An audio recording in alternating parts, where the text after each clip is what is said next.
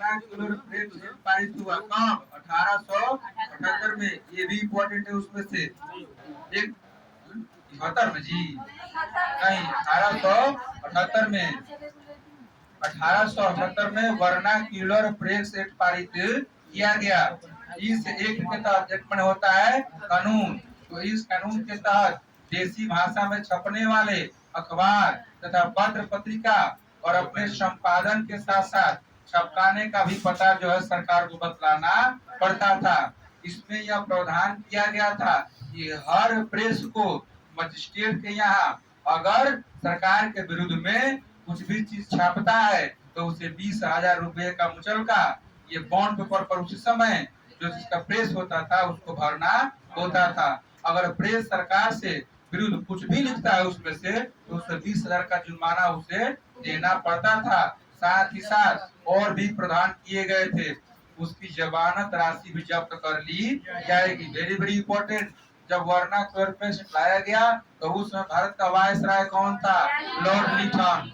जब vernacular press लाया गया तो उसमें लॉर्ड लीटन कौन थे? Lord Lytton. क्लियर हुआ?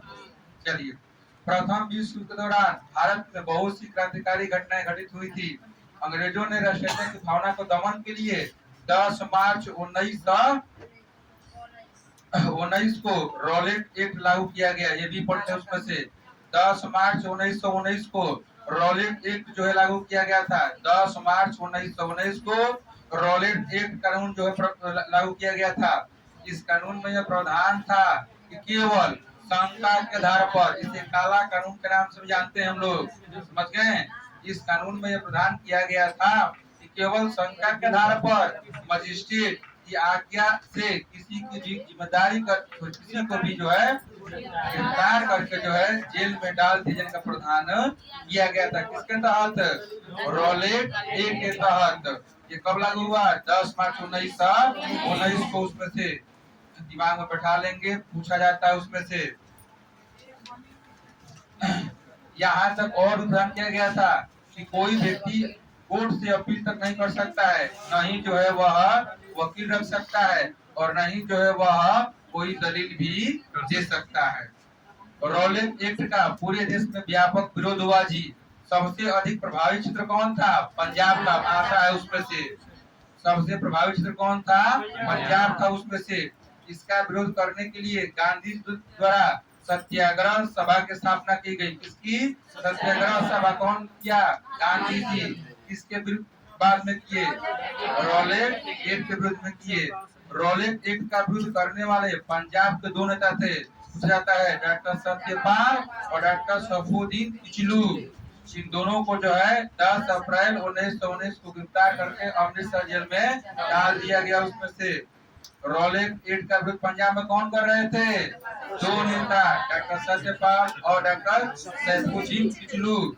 10 अप्रैल 1919 को इन्हें गिरफ्तार कर अमृतसर जेल में डाल दिया गया। 13 अप्रैल 1919 को अमृतसर में जालियांवाला बाग हत्याकांड घटना हुई थी। यहाँ पर उस समय बैसाखी पर्व मनाया जा रहा था। जनरल डायर आया वो क्वेश्चन है, कल बताया गया था उसमें से। तो इस समय जनरल डायर बिना आदेश के ही गोली चलवाने का जो उसमें से बिना आदेश का मतलब आदेश नहीं दिया गया था उसमें से बोल दिया चलाओ। 1650 राउंड गोलियां चली थी जी। सरकारी आंकड़ों के अनुसार 379 लोग मारे गए थे, जबकि जांच कमेटी का कहना है कि इस घटना में 1000 से अधिक लोग मारे गए थे। इस घटना के बाद इम्पोर्टेंट आता है बीबीआई, ये नोट कर लेंगे। इस घटना के बाद रविन्द्रनाथ टैगोर ने सर की उपाधि वापस कर ली। जलियांवाला बाग हत्याकांड के बाद जो है रविन्द्रनाथ टैगोर ने सर की उपाधि वापस कर ली। नोट कर लेंगे, इम्पोर्टेंट होगा उसमें से, ठीक है। भारतीय संविधान द्वारा भारतीय नागरिकों के मध्य समानता लाने के लिए मौलिक अधिकार दिया गया है। कौन दिया गया है? मौलिक अधिकार के अंतर्गत समानता का अधिकार प्रदान किया गया है। कौन किया गया है? समानता का अधिकार प्रदान किया गया है। चलो बीबीआई है उसमें से नोट करते जाना।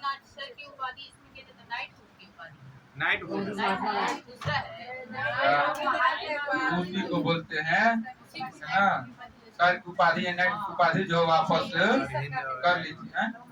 दोनों था सर ईद और नाइट दोनों। चलिए क्या से इम्पोर्टेंट होंगे, नोट करते जाएंगे, जिनको नहीं याद होगा उसमें से याद कर लेंगे। अनुच्छेद 14 के अनुसार, ये भी आइए, अनुच्छेद 14 के अनुसार जो है राज्य के किसी भी व्यक्ति को भारतीय राज्य क्षेत्र में विधि, विधि मन होता है कानून, के समक्ष समता और विधियों का समान संरक्षण से वंचित नहीं किया जाएगा। इम्पोर्टेंट है, उसमें से पूछा जाता है बार बार, अब एग्जाम में प्रबल संभावना है कि आएगा ही आएगा। अनुच्छेद 14 जो है क्या प्रदान करता है, विधि के समक्ष विधियों के समान जो है संरक्षण से किसी भी व्यक्ति को वंचित नहीं किया जाएगा। अनुच्छेद 15 ये भी इम्पोर्टेंट है। अनुच्छेद 15 जो है किसी भी नागरिक को धर्म, मूल, वंश, जाति, लिंग, जन्म स्थान अथवा इनमें से किसी भी आधार पर नागरिकों के मध्य जो है विभेद नहीं किया जाएगा। अनुच्छेद 15 में कहा गया, उसमें से इसमें कहा गया है, अनुच्छेद 15 में कहा गया है। अनुच्छेद 16 भी इम्पोर्टेंट है आपके लिए। अनुच्छेद 16 के तहत लोक नियोजन में प्रत्येक भारतीय नागरिकों को अवसर की गारंटी दी गई है। गारंटी की जगह पर लिखा जाएगा प्रत्याभूति दी गई है। अनुच्छेद 16 लोक नियोजन में, अनुच्छेद 16 लोक नियोजन में सभी भारतीय नागरिकों को अवसर की गारंटी प्रदान करता है। अनुच्छेद 17 छुआछूत, किसी को बोलते हैं अस्पृश्यता, ये भी इम्पोर्टेंट है। अनुच्छेद 17 जो है अस्पृश्यता के संबंध में, ठीक है ना, छुआछूत के संबंध में अंत करने का प्रावधान किया गया है। इसमें अनुच्छेद 17 में, अनुच्छेद 17 में, और अनुच्छेद 35 के तहत, अनुच्छेद 35 के तहत जो है संसद जो है छुआछूत निवारण कानून बना सकती है। तो कौन रहता है, संसद, किस संसद के तहत, 35। अनुच्छेद 18 ये भी इम्पोर्टेंट है। अनुच्छेद 18 के तहत समाज में विभेद करने वाले उपाधियों का अंत किया गया है। उसमें से अनुच्छेद 18 में उपाधियों का अंत, अनुच्छेद 18 में उपाधियों का अंत, अनुच्छेद 18 में उपाधियों का अंत, क्लियर हुआ उसमें से, अनुच्छेद 18 में उपाधियों का अंत उसमें से, ठीक है। 2005 में क्या आया था, हिंदू उत्तराधिकार अधिनियम, 2005 में हिंदू उत्तराधिकार अधिनियम। इस कानून के मुताबिक ये प्रावधान किया गया था कि भैया सभी को, ठीक है ना, चाहे बेटे हो, चाहे पुत्री हो, चाहे पत्नी हो, सभी को जो है उनके संपत्ति में बराबर का अधिकार मिलेगा। सभी को जो है उनकी संपत्ति में बराबर का अधिकार मिलेगा। हिंदू उत्तराधिकार अधिनियम 2005। चलिए अगला भी इम्पोर्टेंट है। घरेलू हिंसा को रोकने के लिए 2005 में घरेलू हिंसा अधिनियम पारित किया गया था। कल बताया गया था आप लोग को, उसमें से घरेलू हिंसा अधिनियम को रोकने के लिए 2005 में घरेलू हिंसा अधिनियम पारित किया गया। और इसे लागू कब किया गया, 2006 में। इसे लागू कब किया गया, 2006 में। घरेलू हिंसा को रोकने के लिए कानून कब बना, पारित हुआ, 2005 में। कब लागू किया गया, 2006 में। इम्पोर्टेंट है ना। इस कानून को इसलिए बनाया गया जब परिवार का कोई पुरुष सदस्य घर के किसी औरत का साथ मारपीट करता है या उसे चोट पहुंचाता है या मारपीट और चोट की धमकी तक देता है, उसे हम लोग घरेलू हिंसा कहते हैं, ठीक है ना जी। तो भावनात्मक शोषण के कारण जो होता है, अगर उसको शारीरिक नुकसान भी पहुंचाता है, उसका मौखिक शोषण भी करता है बराबर, ठीक है ना, या यौन शोषण करता है, आर्थिक शोषण करता है, उसी के संदर्भ में जो है घरेलू हिंसा अधिनियम को लागू किया गया था। उसमें से बात समझ में आया। जैसे बहुत सारे लोग कहते हैं ना कि अपना घर से इतना दहेज दो नहीं तो तुमको फांसी लटका देंगे, तो ये मानसिक प्रेशर हुआ, इसको बोलते हैं मानसिक। फिर आगे पूछाएगा, इन कहेगा उसमें से उनको बोले तो ये करने के तुम नहीं कि उसमें से बहुत सारी बात आ जाएगी, छोड़िए इसको, ठीक है ना। सरकार के द्वारा जो है अलोकप्रिय और विवादास्पद कानूनों के विरुद्ध किया जाना आवश्यक होता है, नहीं तो सरकार भ्रष्ट होती चली जाएगी। संयुक्त राज्य अमेरिका में ये भी इम्पोर्टेंट है, 1964 में नागरिक अधिकार कानून पारित किया गया। संयुक्त राज्य अमेरिका में 1964 में नागरिक अधिकार कानून पारित किया गया। संयुक्त राज्य अमेरिका में 1964 में नागरिक अधिकार कानून पारित किया गया था। इस कानून के जरिए नस्ल, धर्म या राष्ट्रीयता के आधार पर किसी तरह के भेदभाव को गैर कानून घोषित किया गया है। किस पर, नस्ल, धर्म और राष्ट्रीयता के आधार पर जो है ना, किसी तरह के भेदभाव को गैर कानून घोषित किया गया है। बात समझ में आई?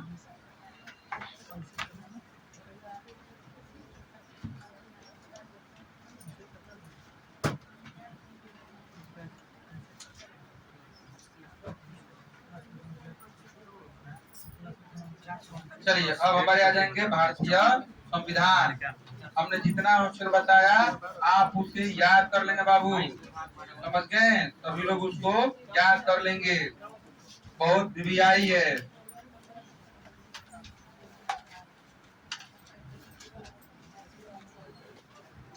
कोई धर्म निरपेक्षता का अर्थ बता दे, उसी पाठ का है उसमें से। धर्म निरपेक्षता, जी वेरी गुड।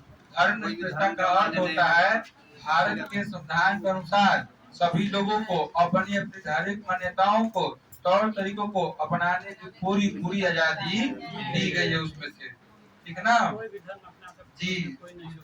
धर्म निरपेक्षता का यह भी मतलब होता है कि राज्य या सरकार के किसी भी कार्यालय, जैसे सरकारी स्कूल हो, कॉलेज हो, थाना हो, जिला एवं तहसील कार्यालय हो, अस्पताल आदि में ऐसे प्रतीक या चिन्ह जैसे मूर्तियां, तस्वीर, चित्र, चार्ट, नारे या कथन आदि नहीं लगाए जाएंगे, ठीक है ना। जो किसी एक धर्म को अधिक महत्व देते हो, उस धर्म का भी प्रचार प्रसार में सहायक हो, ऐसे उसमें से नहीं अपनाया जाएगा।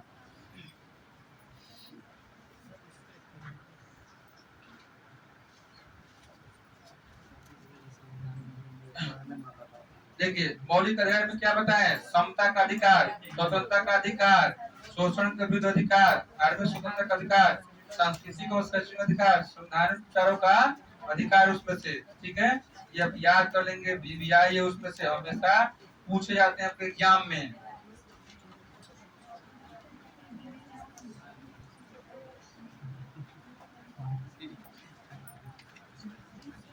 चलिए अब हम लोग आते हैं भारतीय संविधान। भारतीय संविधान भी आपके लिए इम्पोर्टेंट है उसमें से।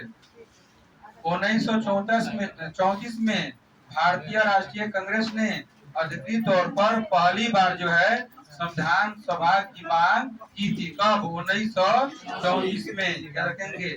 मार्च 1946 में कैबिनेट मिशन भारत आया। मार्च 1946 में कैबिनेट मिशन भारत आया। उसके सिफारिशों के आधार पर जुलाई 1946 में संविधान सभा के लिए चुनाव हुआ।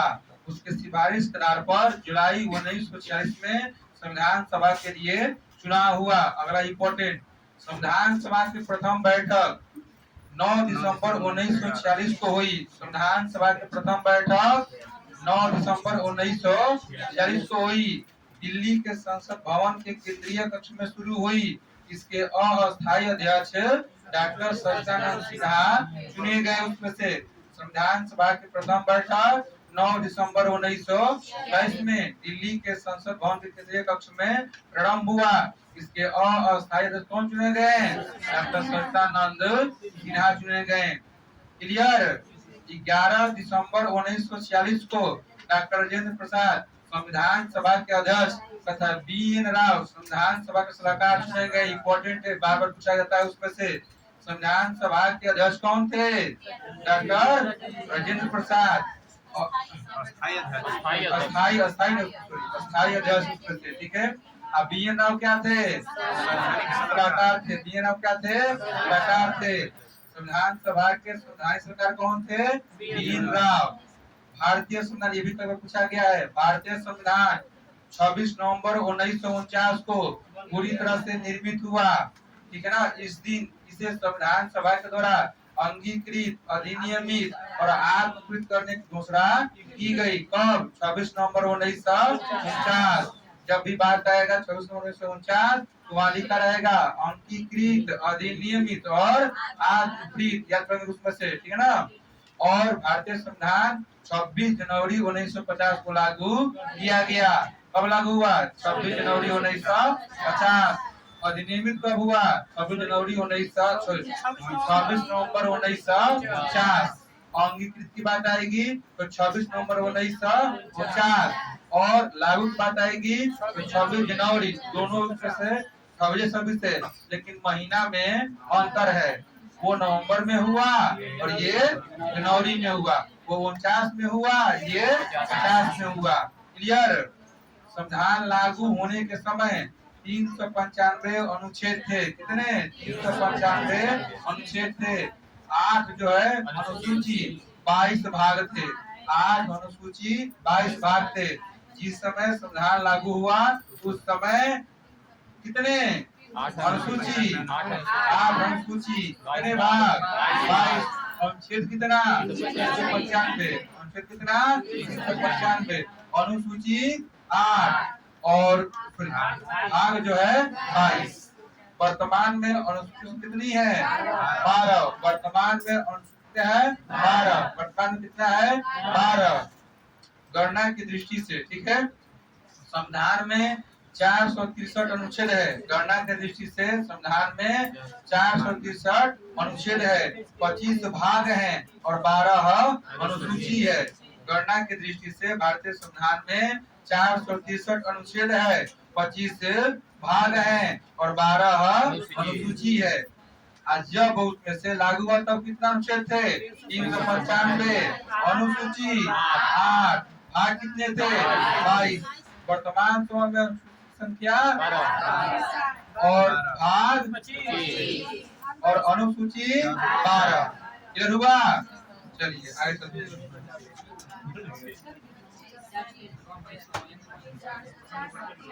भारतीय संविधान के जनक डॉक्टर भीमराव अम्बेडकर को माना जाता है उसमें से।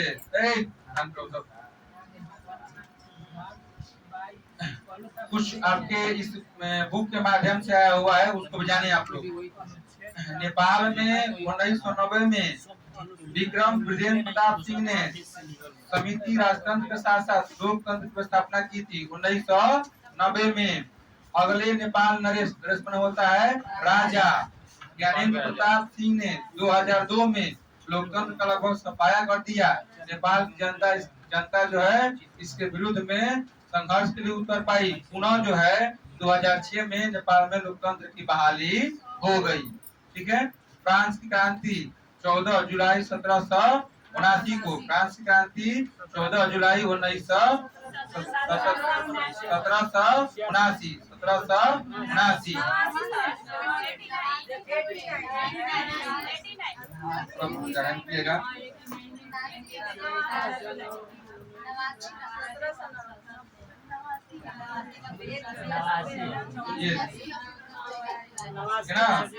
फ्रांस क्रांति 14 जुलाई 1789। ठीक है। जी, तो ये पहले यूरोपीय देशों में राजतंत्र था, मतलब राजा का शासन था। इस क्रांति के बाद यूरोपीय देशों में राष्ट्रीयता तथा लोकतंत्र की मांग जो है तेज हो गई। मेटरनिक ने राष्ट्रीयता की भावना को कुचलने का प्रयास किया। उसमें से विश्व में आधुनिक ढंग का लोकतंत्र सबसे पहले कहाँ बहाल हुआ? यूएसए। देखेंगे विश्व का सबसे पुराना लोकतंत्र कहाँ है? वैशाली है ना। 2020 के लगभग जो है उसमें से लोकतंत्र कहाँ से विकसित हुआ? यूनान में। 2020 में यूनान में। और सबसे पुराना लोकतंत्र वैशाली। क्लियर। चलिए आगे चलते हम लोग हैं। भारतीय संविधान के मुख्य लक्षण अपना ही